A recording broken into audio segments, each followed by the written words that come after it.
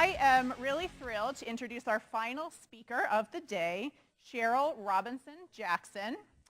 Cheryle has been a trailblazer her entire career, and if you guys would count along with me, we're gonna really play on this word trailblazer. So Cheryle is currently Senior Vice President of Global Business Development and President of the African Market for Global Aviation Services Company, AAR. Previously, Cheryle served as AAR's Vice President of Government Affairs and Corporate Development after joining the company in 2010. Here's where we get into the counting. Prior to AAR, Cheryle was a trailblazer in politics, running for President Obama's once vacant U.S. Senate seat in 2010. She was a trailblazer in civil rights as the first female president and CEO of the Chicago Urban League. And she was a trailblazer in media. I'm going to have to stop because I'm going to run out of fingers. Serving as communications director for the governor of Illinois and as former vice president at NPR. Cheryle's also an active board member, serving on the boards of Business Council for International Understanding, the Congressional Black Caucus Policy Institute, and the Illinois District Export Council. Cheryle has this wonderful mantra on her website that I'm going to read because we love it so much. Working to help create economic opportunities, equal access to rights, and ensuring everyone has an equal voice gives my life purpose. That's pretty good, huh? Is everybody madly scrambling that on your checklist? So I am really excited to hear what Cheryle has to say. We gave each other a nod when she walked in because clearly we have the same power color, right? So we were like, I gotcha, we're good. So after she talks, Pallavi is going to join us on stage, and the two of them are going to have some questions and conversation. So help me in welcoming Cheryle to the stage, please.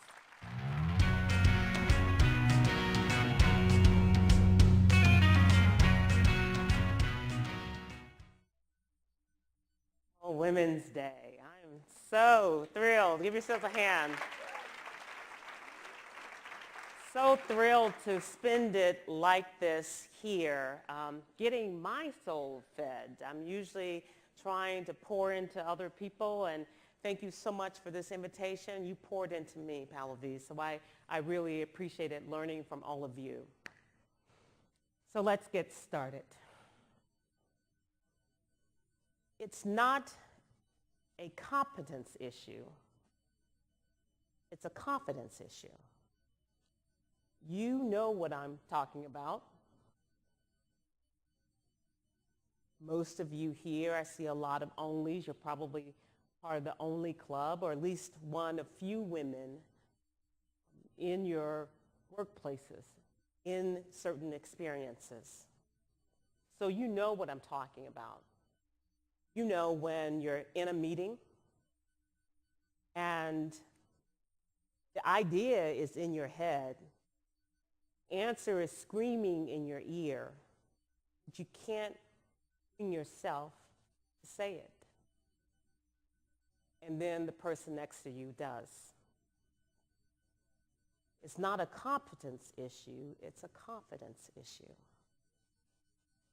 Or when you see a stretch opportunity that you're interested in, and even before someone else gives you the high bar speech about why you're not ready, why it's not time, you talk yourself out of it.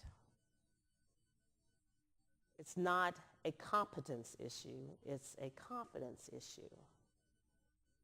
And then there is the woman who has worked so hard all of her life and has earned every single promotion. And she steps into the room and she has a seat at the table. But yet there's that voice in her head that's whispering, you don't quite measure up. It's not a competence issue. It's a confidence issue. No. My first experience with this was when I was in my mid-30s and I was working for a national passenger rail company that will go unnamed, but you probably figured it out. It was a very tough culture, particularly for me. I was coming out of NPR that had its own challenges, but very different. The culture was so intense that at the end of my first week, I very seriously contemplated leaving, but I stayed. I still underestimated the intensity of that culture, very male-dominated culture. On my first trip to travel with the then CEO, my job was to brief him, to travel. We were going to the state of Tennessee, which is where I was raised, so I knew the state of Tennessee. We're going on my first junket with the CEO, so meeting with state legislators, stakeholders, business communities. We were trying to raise funding and support and congressional support and state level support to expand rail service. So I was new to the roles. My first opportunity to do a junket and travel with the CEO, I was briefed on how to brief him. I was given the book, the briefing book that typically he's briefed with. So I go briefed on how to brief him with the briefing book to headquarters. I show up and I sit down. This is my first meeting with them, and I began to brief. Now, mind you, I had been served as vice president of a national network, so I know about briefing executives and, fancy people, important people. So I go to brief him, and then in the middle of my briefing him on who we're meeting with, the legislation that's afoot, the challenges, the community, the environment that we're walking into, all of that, the day that we laid out before us, he stops and he begins to grill me about rail ties and stakes and about a map that was created in 1879. And I didn't have the answer to that. I was not a transportation engineer. I did not have the answer to that. So he picks up the phone, he calls, makes a phone call. 3 minutes later, a team of men come in with hard hats on. They come in with that map from 1879. They lay it out across the table, and they begin to speak in a jargon that was foreign to me. It was engineering, real jargon talk. And I found myself at the edge of the room. What was happening? So I left. I went back to the hotel, and I began to give myself Transportation Engineering 101 in about 4 hours. I stayed up all night trying to scour websites, call my smartest friends, my technical friends. I had worked myself in such a tizzy by the next morning, I literally made myself sick. I get to the airport an hour before him, and I'm waiting, I'm losing things. I'm just a mess. I'm so flummoxed. I'm a mess. And so he shows up, and I go to him, and because I got there early, I think we were flying Southwest, and I pulled number 1, and he got there late. He pulled 100. So I offered to switch, he's the CEO. And he just nods his head, turns his head, nods his head, no, and turns his head. And I'm thinking, could it be possible that he's not speaking to me? And so we get on the plane, we fly, we land in Nashville. We're picked up by a young staffer who flew in, a young staffer of a congressional member who flew in from DC to staff his boss. He picks us up. So we get in the car, so I go again with my briefing book. I've been briefed on the briefing book to brief him. So I go again. This is Tennessee, too. I felt kind of confident. I know Tennessee. I was raised. My mama's here from Memphis. She vouched that I know Tennessee. So I felt confident. So I'm sitting in the back seat. CEO's on the passenger side. The young staffer, male staffer, is driving, and I go to brief him, giving him the layout of the day, the politics, what's in the news, the whole breakout. He turns, without acknowledging me, turns to the young staffer. I need for you to tell me what's going on. Young staffer repeats to a T what I had just said. He says, now that's information I can use. I was devastated. I started down that death spiral in my head.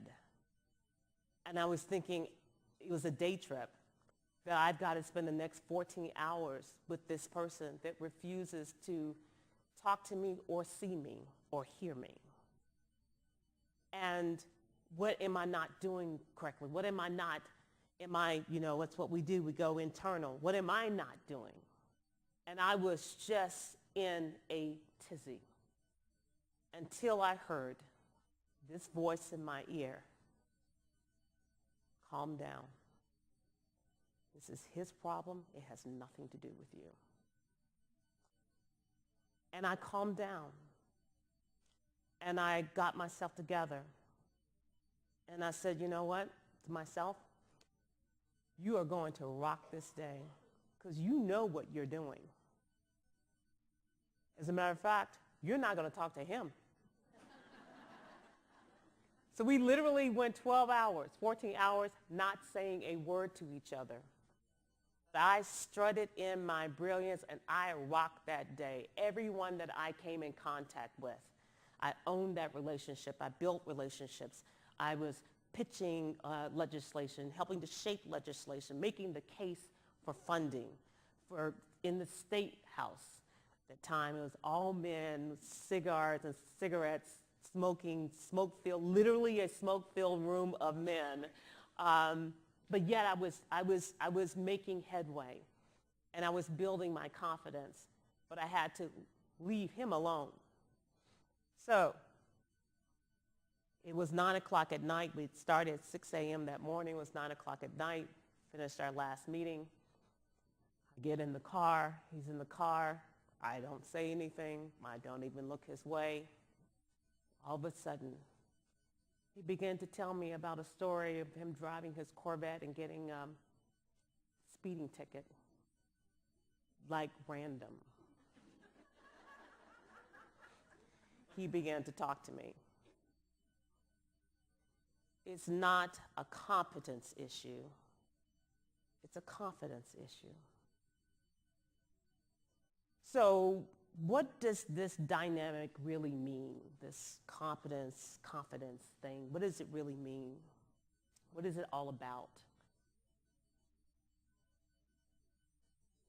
We struggle with confidence for a couple of very real reasons. Isolation that comes from being the only one or one of few in the room, from not fitting into a culture and not even understanding it.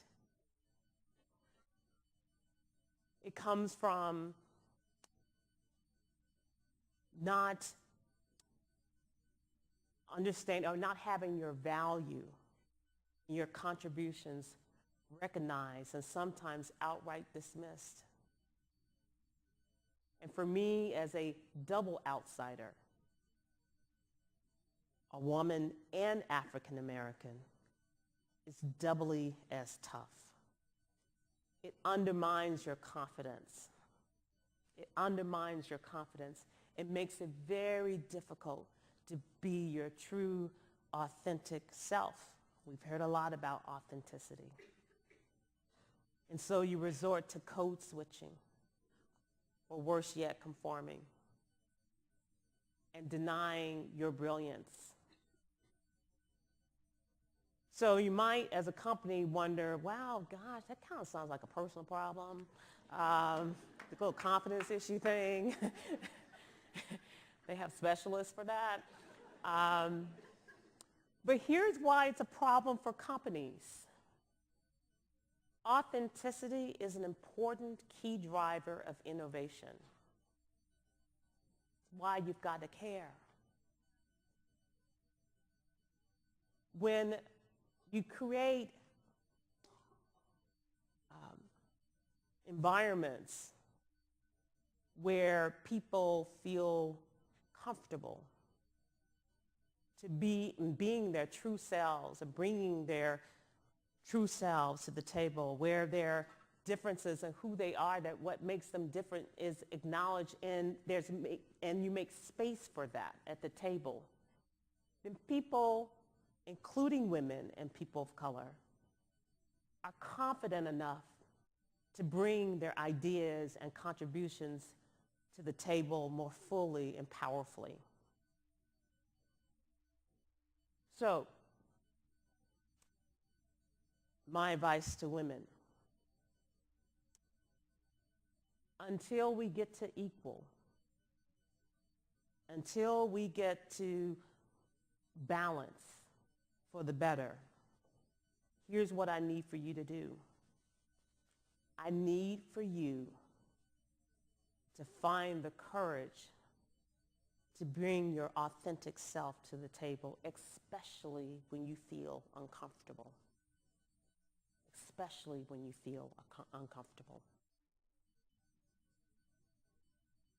You know, a year ago, gave a TED Talk,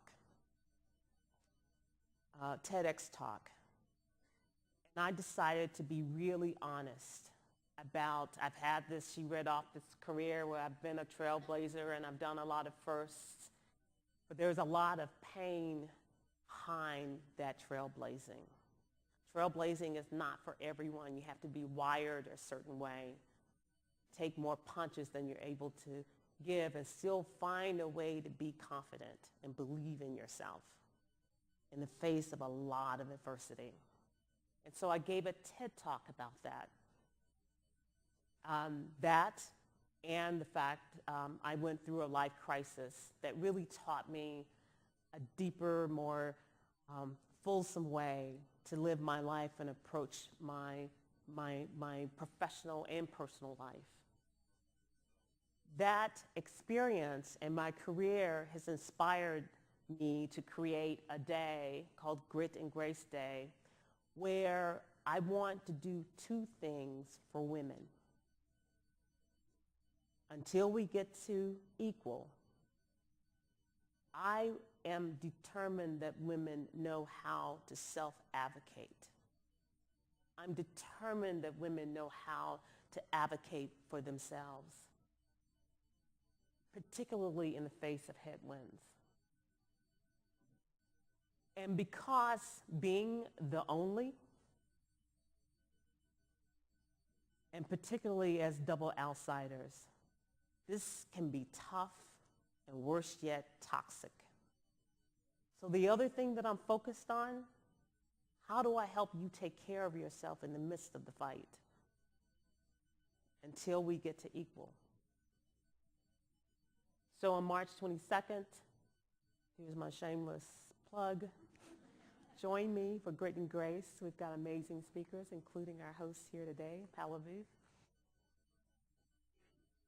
where we're going to do just that. And women, amazing women, leaders are going to bring their transparency to the table to help women do those two things. For companies, you need to strive to create and be committed and intentional in creating cultures that are equal, that support equality and diversity and inclusion. We've already talked about what this means too, the ability for people to really bring their true selves to the table, and the power of their ideas and the power of their contributions and talents and abilities to make change for your company. You'll have to resist the quick fix of hiring for culture fit and take tough steps of evolving your culture so that people that look like me and you here in the room can thrive and help advance the company's and business's goals. You'll also need to resist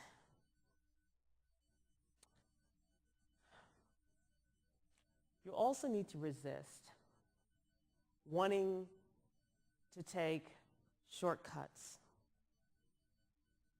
in how you develop staff and recruit. And you've heard, most of you here have heard this shortcut. Well, our first commitment is to finding the best qualified, the right person.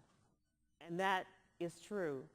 But the two are not mutually exclusive, finding the best person and building and creating a diverse and inclusive workforce and working toward equality.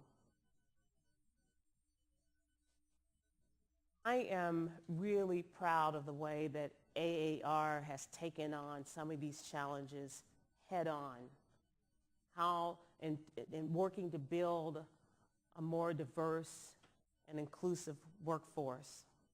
One, we've got the industry, aviation industry is dealing with a crisis of an aging workforce, a workforce that will age out in a short amount of time, in just 10 years. It's not just pilots.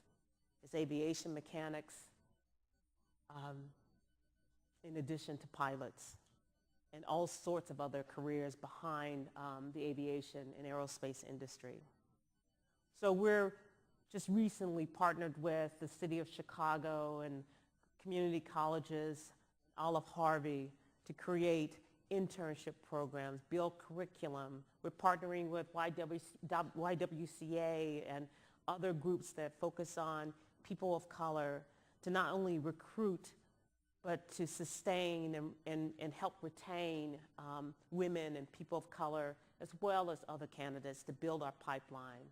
And we're not just only focused on mechanics, where there are very few women and people of color, but right up to our leadership ranks. So I'm so excited to be a part of that at AAR as we take the next step, a very highly intentional step. So here's the thing. The world is getting smaller and markets are getting tighter. It really is true that innovation will be the linchpin to winning. You know, the movie Hidden Figures was based on a true story of a Black woman mathematician who worked at NASA. And it's a beautiful story that illustrates the point that you need everyone's ideas. After all, you never know who will help get you to the moon. Thank you, and I think now it's time for Q&A.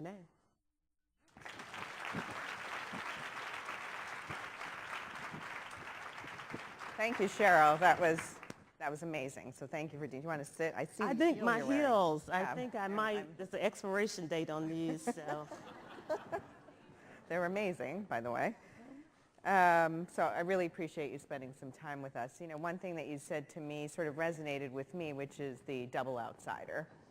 And, you know, I feel like I've been a double outsider my entire life. In fact, I just didn't, growing up in Canada and the United States, I literally had no one that looked like me for the better part of my life. It's a little different now. But through high school, I was literally the only Indian person I ever interacted with. So the advantage to that, outside of my parents, the advantage to me in that was that I didn't realize that I was different. And the fact that I was different sort of carried with me all the time, so it was just normal. And so when I went into the workplace, it was just normal because, again, maybe it was more of there were no women there and also no people of color. So again, I was different. So I just didn't bring it to the table because in some ways I didn't realize it. But what I do realize now is that there's overhead associated with that.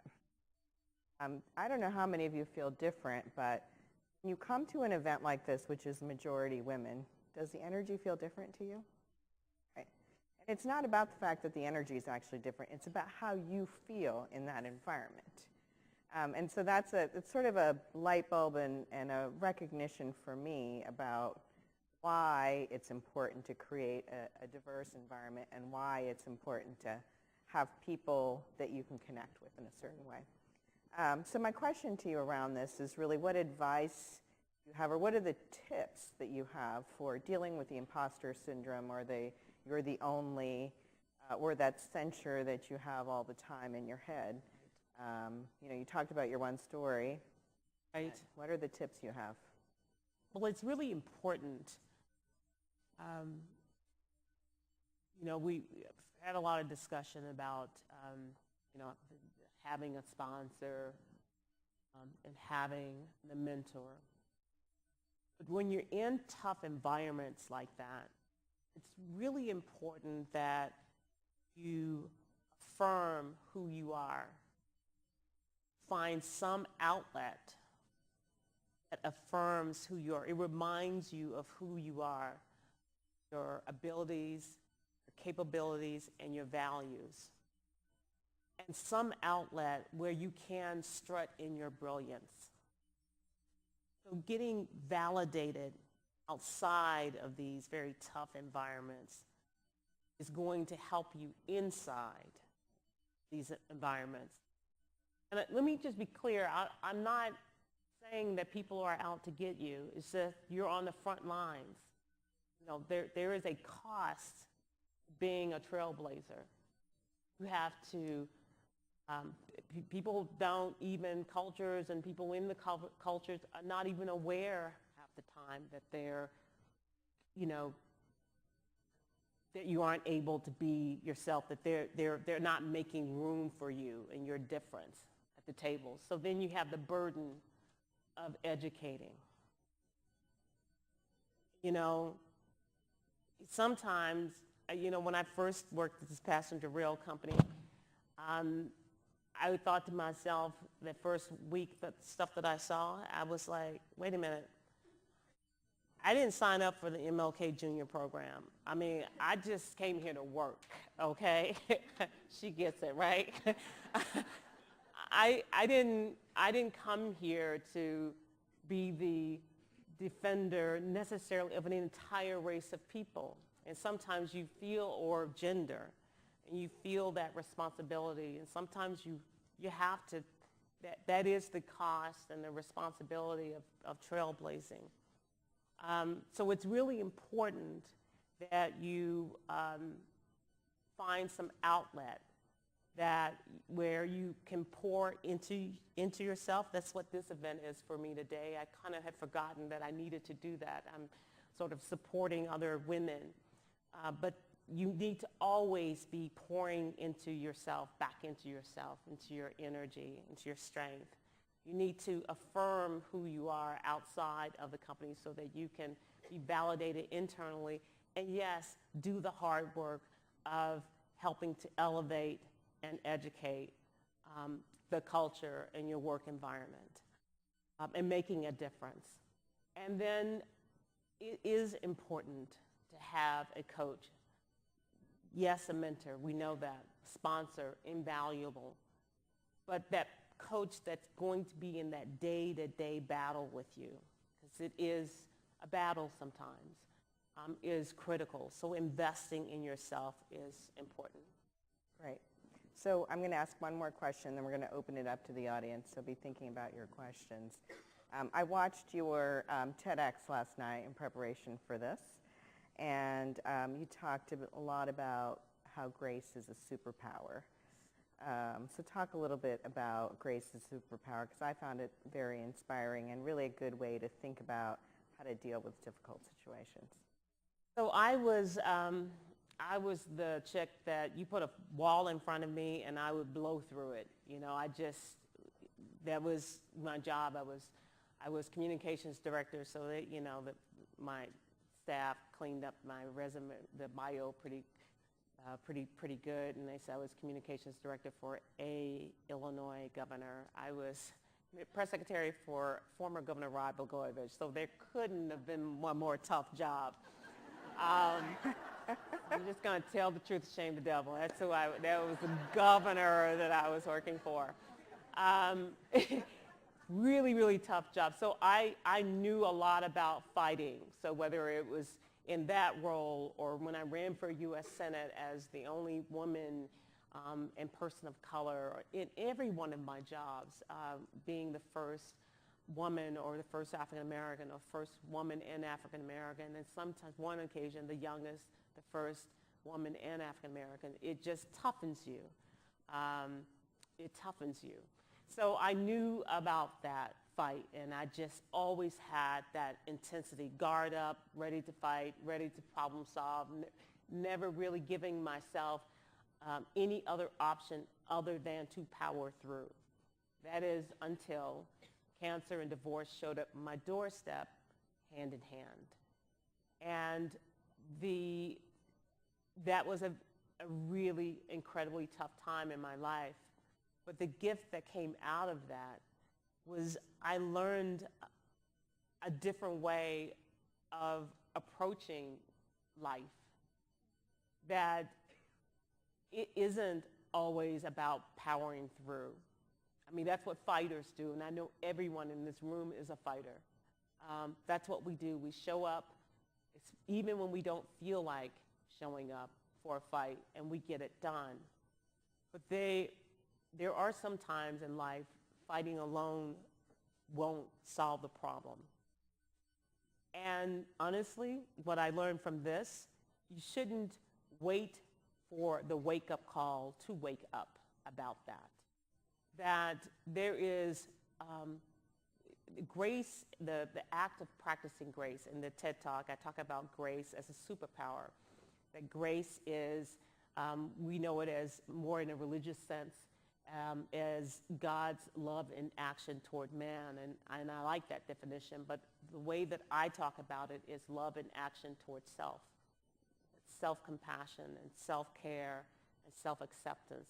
And as fighters, we don't really have fighters who are trailblazing. We don't give ourselves any space or create any kind of space for that. The only answer is to power through and suck it up, okay? I'm speaking somebody's language in here. Suck it all the way up, okay? And power through. But that isn't always the answer or should be the answer. Sometimes the answer is not to power through, is to sit down and lean back, not lean in, and plug into power within, because when you do that, three things happen. One, you gain perspective, and three things happen. You gain a refreshed perspective. You either come back to the fight feeling recharged and refreshed and decide, and you're clear it's the right fight and right solution, so let me double down on it. I'm refreshed. Or you come back to the fight and you say, you know what, this is the right fight, but it was the wrong approach. I have new perspective on this. Let me try a different solution. Or you come back to the fight with new perspective and you realize this ain't my fight. Let me invest my energy and time into something where I can make a difference.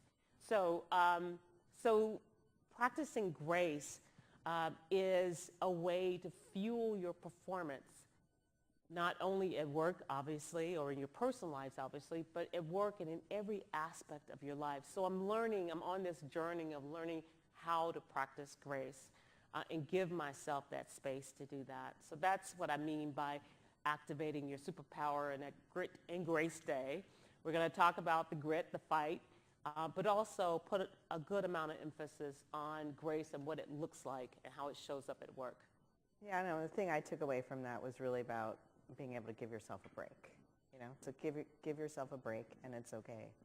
I'll tell you what, before, the life crisis, last Friday, I had a complete meltdown. Before my little crisis, I never would have shared that. I probably wouldn't even give myself this space. I just would have kept on, said, girl, you just put mascara on. There is no time to have a meltdown. You're going to have to clean all that up and all of that. And so I was putting my makeup on, and I was thinking that, no, suck it up, power through. I was tired. I lost 48 hours of sleep. I was just torn in a lot of different directions. I was frazzled. And I was like, wait, you're not practicing grace. Let yourself have a moment. I had a moment, and I went there. It was so cathartic. Then I went and got myself an egg sandwich and bacon, and I'm a vegetarian. Love bacon. There's nothing as good as an egg and bacon. Ooh, egg and bacon. Oh my My God. team knows because I always have egg sandwiches at all my meetings. I know. I love egg sandwich. You can tell. See, I told you I was from Tennessee. But All yeah, right. so that's what I do. It's important to do that. That's great. All right, we're going to open it up for questions. Oh, I see one back there and one over here.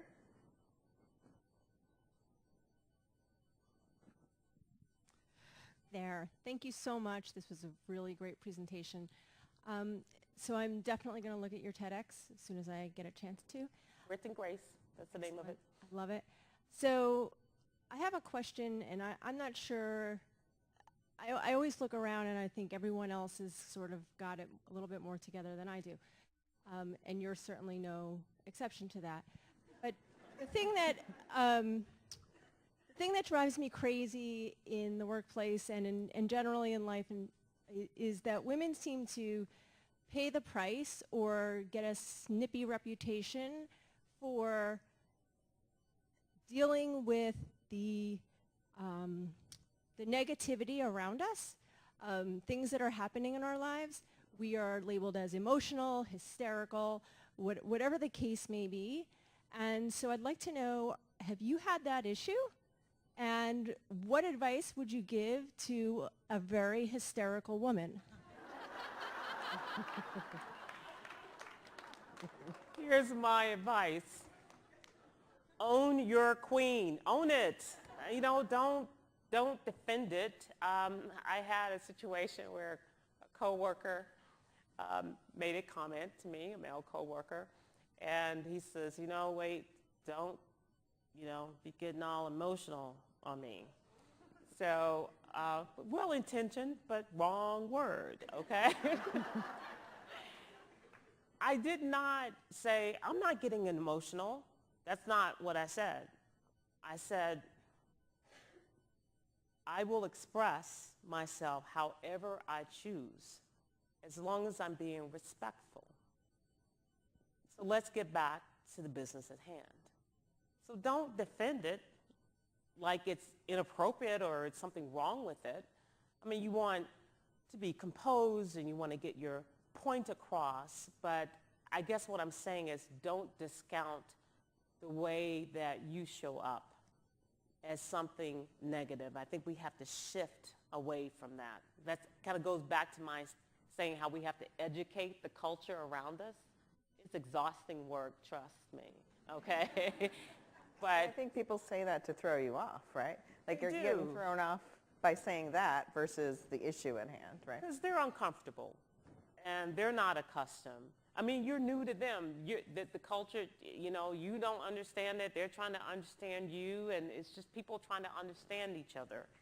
So you have to, that goes back to my point that particularly in moments like that where you're feeling vulnerable and uncomfortable, it's so important for you to show up authentically. Because when you show up authentic, the more you show up as your true self, the easier it becomes for you to own your voice. So the more you show up as yourself, the easier it becomes for you to own your voice, speak your voice, walk in your brilliance. It's one of the easiest jobs it is just being your natural self. It's hard faking it. That fake it till you make it, not so much. It's hard. Especially when you're under pressure, a spotlight, and people are sort of, the thing that they say about the onlys, it was a study at Harvard and some other management consulting firm that we won't name, shall remain nameless, did the study with Catalyst, and they talked about the challenge with when you're the only woman or one of few women is that you're getting judged on intangibles and not your performance. It'd be great if you were just judged on the performance, but you're getting judged on feelings, how she expresses herself. Is her voice too shrill? Or for me, am I too tough? When I present, is that an attitude? Or I sense attitude. Because, I'm African-American woman. Maybe I'm sassy to them. I'm just being me, right? All right for the sassy. Maybe I am. I don't know. It works for me.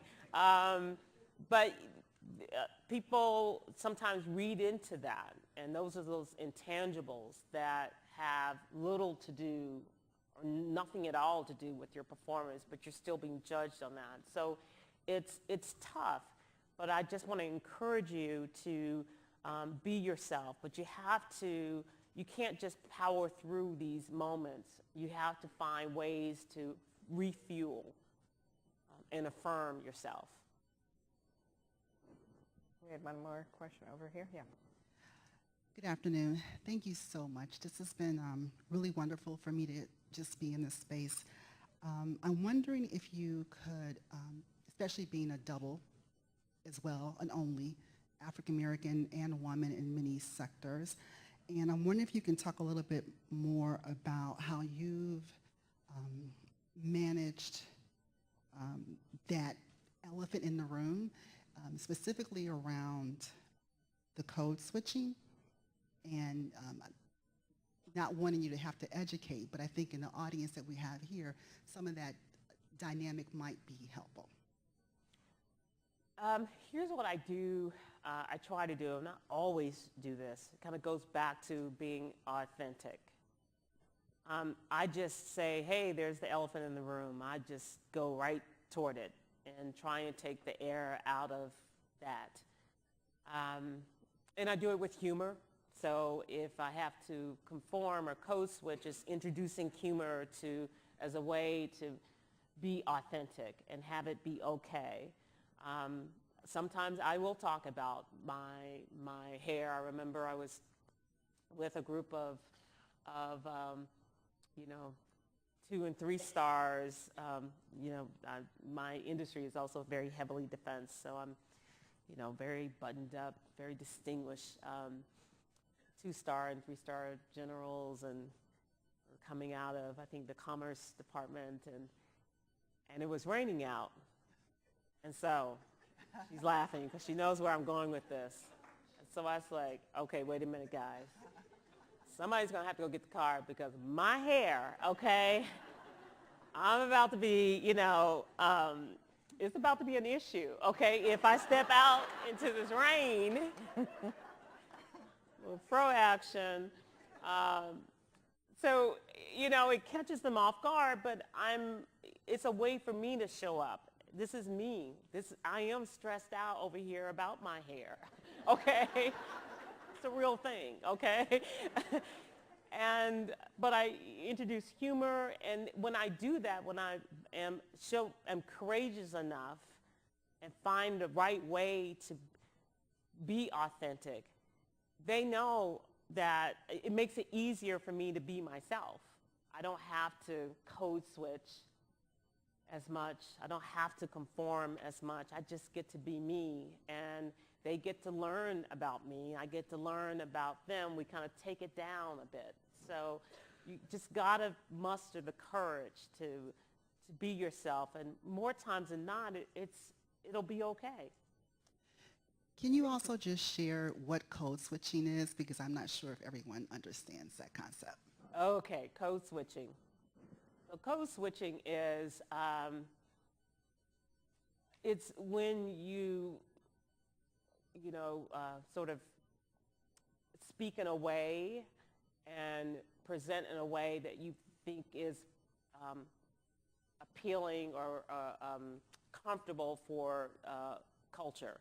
So you can be one way with your diva girlfriends back at home, and then you switch into corporate mode and you're, a different way at work. And, I would say, I guess I'm a little conflicted by code switching. So kind of changing based on sort of the social groups that you find yourself in. I am not, first generation, I'm not biracial, but I am bicultural, and that's just the way I was raised, and so I guess I just try to find ways to be comfortable in my skin. And so there are parts of kind of cultural sort of groups and identities that I identify with, and other parts in other cultures that I identify with, and I'm authentic to both. I mean, both are part of me. But that is I think the problem is when you feel forced to do that, to be accepted, and to not be judged.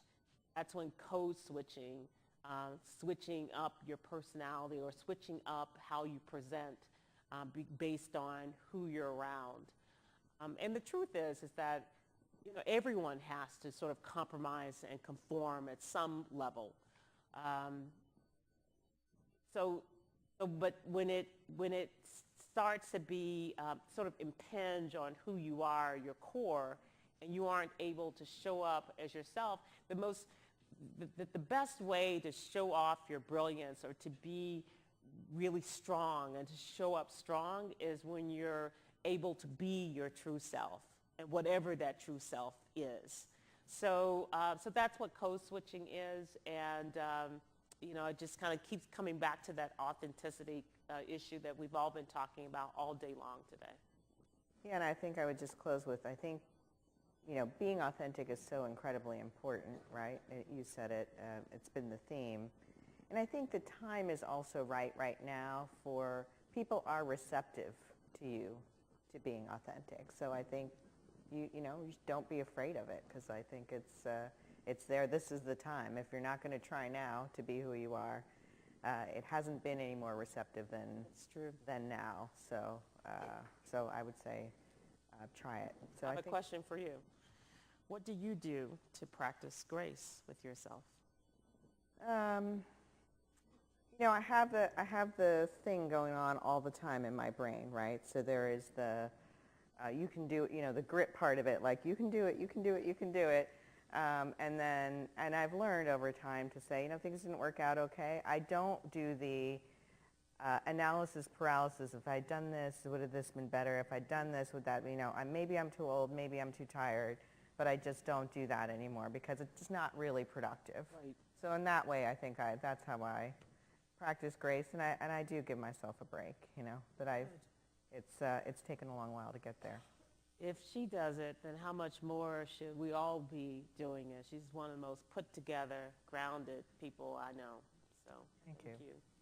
All right, well, thank you so much for coming today. I really appreciate it. Thank you.